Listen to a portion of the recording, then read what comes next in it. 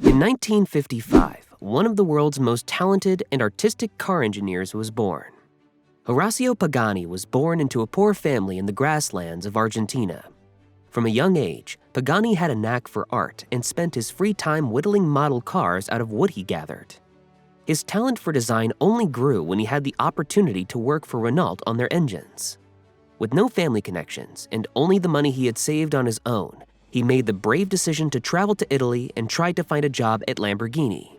He was initially denied, but eventually won them over and was given a low-ranking job. From this day forward, Pagani continued to smash expectations people had for him and become a truly magnificent artist and engineer. This is the story of how a man who was once rejected by Lamborghini went on to create a luxury car empire of his own. On November 10, 1955, Horacio Pagani was born in Casilda, Argentina to his two loving parents, Luca and Maria Pagani. Times were tough for Pagani as a young boy. His mother was an artist and his father was a baker, meaning there was never a surplus of money laying around. Regardless, they provided Pagani with a wonderful childhood by educating him on what it means to create something with his own hands. Pagani learned how to use raw materials and his imagination to create art and sculptures. He used the balsa wood he found lying around and would sketch and carve model cars out of them. "Ever since I was a child, I've had a great passion for the car," says Horacio. "I made my models with balsa wood and all the materials that a kid could find and use, and from that moment on, I was convinced that those were my cars." As he got older, his passion for vehicles never left him. He was fascinated by the Italian cars he saw in magazines and would sit and watch any car he passed by and wonder. One day he saw a Jaguar E-Type drive by, and he chased down the car on his bike and stared at it while he was parked in a parking lot for hours. While the other boys his age were out playing sports, Pagani stayed inside and designed his model cars alongside his mother.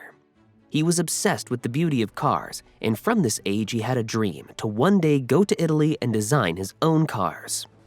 Where he wanted to go was Modena, Italy, an asphalt-filled paradise that was the production site for brands like Maserati, Ferrari, and Lamborghini. He knew that this was the place where his dreams could come true. He worked hard at his craft and at the other jobs to save enough money for his dream. He eventually bought himself a Jaguar E-Type, his dream car as a boy. When Pagani was at university for industrial design, he began working at a local repair shop so he could have more experience with mechanics. He picked it up right away, and at only 22 years old, he was able to fund his own design projects.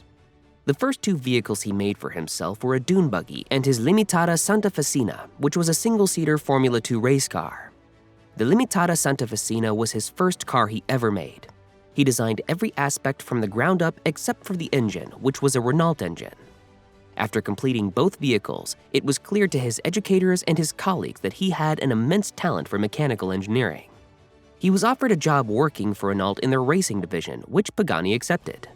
Once he had begun working for Ranault, he met Juan Manuel Fangio, an Argentinian F1 racer who became a hero and ally for Pagani as he worked his way up the automobile industry. After a year of working at the Ranault racing division, Pagani knew it was time to try and find work somewhere bigger. His dream was to work for Lamborghini, and his racer friend Fangio was able to get him an introduction to the company. Pagani begged for a job, and Lamborghini initially denied him. After some convincing on Pagani's part, he was offered a low-level position as an unskilled laborer. Pagani accepted, knowing that he would be able to prove his talents in a short time. He was right to make this prediction because he was soon after promoted, and from then on he continued to rise in the ranks within the company for several years. In 1987, he made his biggest contribution to the company when he served as the lead developer for the carbon fiber concept Countach Evoluzione. The design was revolutionary. At this point, Pagani asked Lamborghini to fund their own autoclave so he could begin manufacturing his own carbon fiber, but Lamborghini refused his request. Pagani loved working for Lamborghini and felt a strong connection to the brand and his colleagues. Pagani made the brave and difficult decision to leave the company and founded his own company, Modena Design. Here, he funded his own autoclave and would begin to make carbon fiber parts for race cars. He also began designing his own vehicles. His first car he designed was called the Fangio. Pagani had the talent and the vision, but starting a new car company in the same town as Lamborghini, Ferrari, and Maserati was an ambitious and difficult endeavor. Pagani had created a magnificent design with well-crafted carbon fiber parts for the Fangio, but what he didn't have was an engine. It wasn't realistic for a small company like his to produce an engine of its own, so instead, Pagani turned once again to his race driver friend Fangio.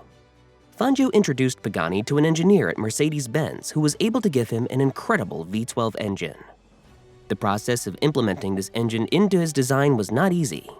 Companies like Bugatti had attempted the same thing with exponentially larger budgets and failed. In the midst of him working on the project, Lamborghini reached out and offered to buy the project from him. This was a big decision for Pagani to make because selling the product would mean that his family would be financially supported and his car would have a better chance at working. It was Pagani's sons who encouraged him not to give up on his initial dream and pushed him to continue his work on the project on his own. He stayed with his original idea and declined the Lamborghini offer. In 1999, he finished the car, and the Pagani Zonda C12 debuted at the Geneva Motor Show. The car was a marvel and completely blew away everyone in attendance. Pagani remained cool and collected. After all, he had known that his designs were special since he dreamed them up as a child. What astonished people was the artistry behind his cars. Not only were they well-crafted and luxurious, they were also beautiful to look at and were art pieces in their own right. After receiving all of this positive reception, Pagani got back to work and prepared for next year's show. Year after year, he brought stunning cars to the Geneva Motor Show, including the Zonda S, the F Roadster, the Cinque Roadster, the Tricolore, the Kiryu, the GR, the Nero, the Oliver Evolution, and the Aether Roadster. In 2011, Pagani debuted what was considered his greatest work yet, the Huayra. The car was designed to be incredibly aerodynamic, and the Huayra was so fast that it could reach 60 miles an hour in 2.8 seconds. The max speed for the car was 238 miles per hour. It wasn't just the speed and the aerodynamics that impressed the Geneva Motor Show attendees. It was also a fact that the Huayra was incredible to look at. After its debut, it became widely considered to be the most beautiful car of all time. This statement was also revived when Pagani introduced the Huayra Roadster in 2017. It was his attention to detail that made Pagani stand out from the field. Each of his cars felt so specific and were made so meticulously.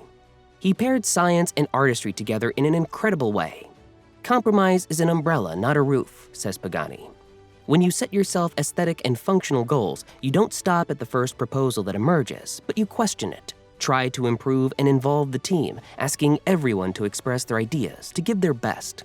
Only in this way can you find compromises that have the right target. Pagani says that he takes inspiration from Leonardo da Vinci because he was also able to pair art and science together. It was important to Pagani to never compromise one for the other and to always strive for the original vision to be achieved as intended. Something else that was important to Pagani was that he wanted to be the one to make decisions regarding his company. The brand he had created was an extension of himself and an extension of his mind, and he knew that in order to maintain his vision and produce the kinds of cars he wanted to produce, he would need to stay in a position of leadership. By staying involved in the company, he is also able to personally train the next generation of emerging talent. There are many things that make a Pagani car special, but the main element is how the cars masterfully pair art with machines. These cars need no explanation. The quality and beauty of the vehicles speak for themselves. In an industry that now mainly focuses on mass production, Pagani continues to strive for detail and excellence in small batches. He decided to restrict company production to only 50 cars a year. He is able to do this because, unlike almost all of his competitors, Pagani still runs an independent company. In fact, Pagani is the only Italian supercar manufacturer that did not sell to another company or become publicly traded.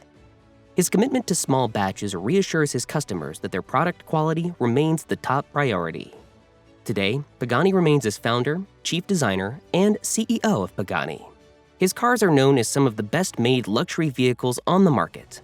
Pagani's story is a reminder that when passion, intelligence, and determination are paired together, you can achieve truly great things.